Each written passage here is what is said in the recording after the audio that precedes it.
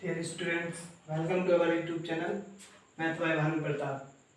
तो आज हम आपको एक्सरसाइज फर्स्ट क्लास 9th और जिसमें हम आपको बताने जा रहे हैं नंबर सिस्टम यानी संख्या पद्धति।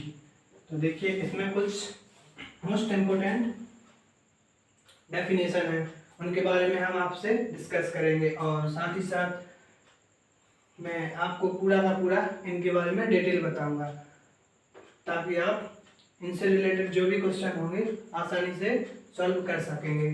तो देखिए, मैंने आपको लिख रखा है। देखिए, अब फर्स्ट नंबर पर जो आता है तो क्या है, प्राकृतिक संख्या यानी नेचुरल नंबर किन्हें कहते हैं। तो देखिए, प्राकृतिक संख्याओं के लिए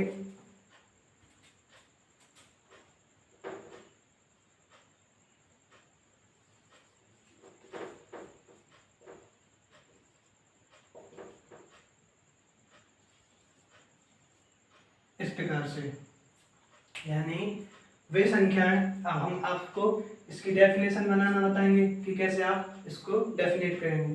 देखिए, वे संख्याएं जो +1 से स्टार्ट होती हैं और इन्फिनिटी तक, प्लस इन्फिनिटी तक जाती हैं, वे संख्या आपकी क्या होगी, प्राकृतिक संख्या कहलाती है।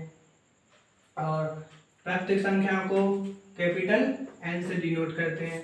और अब बात आती है आपकी पूर्ण संख्याएं यानी होल नंबर। होल नंबर्स किन्हें कहते हैं। तो प्राकृतिक संख्याओं में ही जीरो को ऐड किया तो वे क्या होगी, पूर्ण संख्याएं। इस प्रकार से तो आप क्या कहेंगे कि वे संख्याएं जो जीरो से स्टार्ट होती हैं और ये इन्फिनिटी तक जाती हैं तो वे आपकी क्या कहलाएंगी, पूर्ण संख्याएं कहलाएंगी। ठीक है। और फिर बात आती है आपकी पूर्णांक संख्या। और हम आपको बता दें कि पूर्ण संख्या यानी पूर्ण संख्या को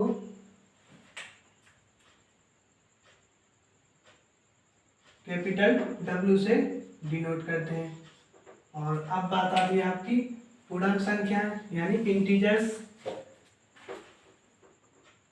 किन्हें कहते हैं। तो देखिए, वे संख्याएं जो माइनस इन्फिनिटी से स्टार्ट होती हैं और प्लस इन्फिनिटी तक जाती हैं, ये संख्या आपकी क्या कहलाती हैं,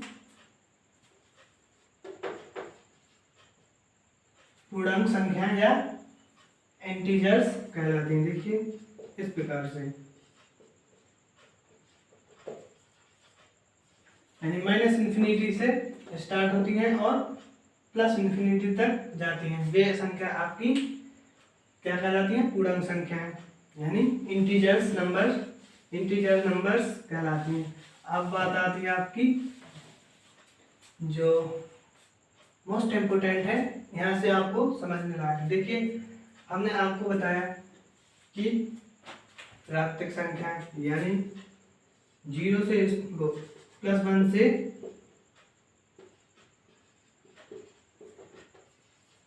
इन्फिनिटी तक जाती हैं यानी अनंत तक जाती हैं, वे आपकी प्राकृतिक संख्या कहलाती हैं। और बात आती है पूर्ण संख्या। तो जीरो परिमेय, साथ ही साथ परिमेय तो होती है लेकिन इनमें जीरो को ऐड किया जाता है तो वे आपकी पूर्ण संख्या कहलाती हैं। इस प्रकार से। और फिर आपकी अभी इंटीजर नंबर यानी पूर्णांक संख्या, तो ये आपकी होगी माइनस इन्फिनिटी से प्लस इन्फिनिटी तक, यानी माइनस अनंत से प्लस अनंत तक जाती हैं, वे क्या कहलाती हैं, आपकी पूर्णांक संख्या कहलाती हैं। अब बात आती है आपकी परिमेय संख्याओं की। तो परिमेय संख्याएं किन्हें कहते हैं। देखिए, वे संख्या और इंटीजर्स नंबर को कैपिटल Z से डिनोट करते हैं। और देखिए, अब बात आती है आपकी परिमेय संख्या या रैशनल नंबर। तो वे संख्याएं जिन्हें P/Q क्यू के रूप में लिखा जा सकता है, जहां पी और क्यू क्या की पूर्णांक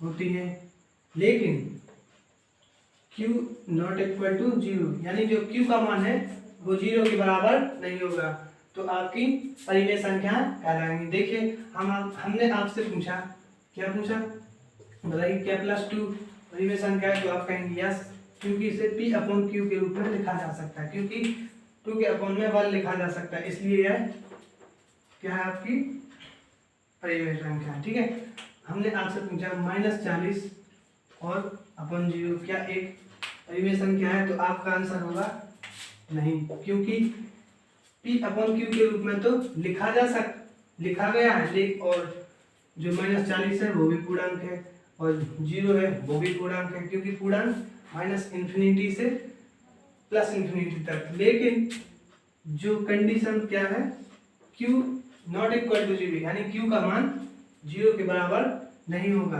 तभी आपकी परिमेय संख्या होगी। और हमने आपसे पूछा कि बताइए 0/40 यानी क्या एक परिमेय संख्या है, तो आपका आंसर होगा यस, यह एक परिमेय संख्या है, क्योंकि देखिए 0 भी पूर्णांक है, 40 भी पूर्णांक है, और जो आपकी कंडीशन है वो कंडीशन क्या है, Q is not equal to 0, यानी Q का मान 0 नहीं होना चाहिए। तो देखिए P का मान 0 हो सकता है, कंडीशन में P का मान 0 हो सकता है, इसलिए यह एक परिमेय संख्या है। ठीक है, और जैसे आपसे पूछा गया कि बताइए कि क्या एक परिमेय संख्या है, तो आप कहेंगे यस, क्योंकि इसके अपॉन में भी हम 1 लिख सकते हैं, इसलिए यह एक परिमेय संख्या है। अब बात आती है आपकी अपरिमेय संख्याओं की। तो अपरिमेय संख्या किन्हें कहते हैं, वे संख्याएं जिन्हें P अपॉन Q के रूप में नहीं लिखा जा सकता। ठीक है, जहां P और Q पूर्णांक हैं, लेकिन Q is not equal to 0। अब हमने आपसे पूछा कि बताइए क्या 2 एक अपरिमेय संख्या है। ठीक है, तो आपका आंसर होगा नहीं, क्योंकि इसे P अपॉन Q के रूप में लिखा जा सकता है। तो कंडीशन क्या है हमारी अपरिमेय संख्याओं की, कि P अपॉन Q के रूप में नहीं लिखा जा सकता है, और P और Q पूर्णांक हैं, और Q is not equal to 0। देखिए तो हम आपको बता दें कि अपरिमेय संख्याएं कौन सी होती हैं। तो देखिए रूट में जितनी भी अपूर्ण वर्ग संख्या होती हैं, जैसे √3, √5, √7, इस प्रकार से अपूर्ण वर्ग संख्याएं वो आपकी क्या होती हैं, अपरिमेय संख्या। तो ये भी अपरिमेय संख्या, ये भी अपरिमेय संख्या, ये भी अपरिमेय संख्या। ठीक है, और अब बात आती है, बताइए क्या पाई एक अपरिमेय संख्या है, तो आपका आंसर होगा यस, यह एक अपरिमेय संख्या है।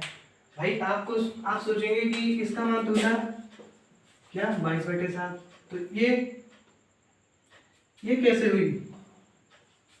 देखिए ये तो एक परिमेय संख्या हुई, लेकिन नहीं, क्योंकि 22/7 है जो एग्जैक्ट मान थोड़ी है, इसका एग्जैक्ट मान होता है 3.14 इस प्रकार से। ठीक है, तो ये भी आपकी एक अपरिमेय संख्या होगी। और अब बात आती है आपकी वास्तविक संख्या है, यानी रियल नंबर। तो रियल नंबर, तो देखिए परिमेय संख्या और अपरिमेय संख्या दोनों को ही क्या कहते हैं, रियल नंबर यानी वास्तविक संख्या कहते हैं। वो किस प्रकार होंगी, तो देखिए जैसे हमने आपसे पूछा 2 क्या है एक वास्तविक संख्या है, तो आपका आंसर होगा यस, क्योंकि यह एक परिमेय संख्या है, क्योंकि इसे P अपॉन Q के रूप में लिखा जा सकता है, इसलिए यह एक रियल नंबर यानी वास्तविक संख्या है। हमने आपसे पूछा बताइए √17 क्या एक वास्तविक संख्या है, तो आपका आंसर होगा यस, क्योंकि यह एक अपरिमेय संख्या है, इस प्रकार से। और मैं आपको अपरिमेय संख्या में बता दूं इसमें, ठीक है। तो मैं आपसे अपरिमेय संख्या में पूछूं कि √4 बताइए क्या एक अपरिमेय संख्या है, तो आपका आंसर क्या होगा? नहीं, क्योंकि यह एक पूर्ण वर्ग संख्या है। देखिए 2 का वर्ग कितना था? 4। इस प्रकार से यह एक क्या है? परिमेय संख्या है, अपरिमेय संख्या नहीं, क्योंकि 2 के अपॉन में हम 1 लिख देंगे, तो ये p अपॉन, तो यह क्या हो जाएगी? p अपॉन q के फॉर्मेट में हो जाएगी। इस प्रकार से यह क्या है? परिमेय संख्या है, अपरिमेय संख्या नहीं, ठीक है। तो हमने आपको बताया था कि पूर्ण वर्ग और अपूर्ण वर्ग, जो भी अपूर्ण वर्ग होगी रूट के अंदर, वही आपकी क्या होगी? अपरिमेय संख्या होगी, ठीक है। और तो चलिए आज की वीडियो में इतना ही। अगली वीडियो में जब हम आपको बताएंगे तो उसमें एक्सरसाइज 1.1 और एक्सरसाइज में जो भी क्वेश्चन होंगे वो इन्हीं से रिलेटेड होंगे, और यही एक डेफिनेशन आपको बार बार रिपीट होंगी, तो आपको आसानी से याद हो जाएंगी। तो देखिए इसको हम डिनोट करते हैं किससे? कैपिटल Q से, और इसको करते हैं कैपिटल R से, ठीक है। इस प्रकार से हमारी ये सारी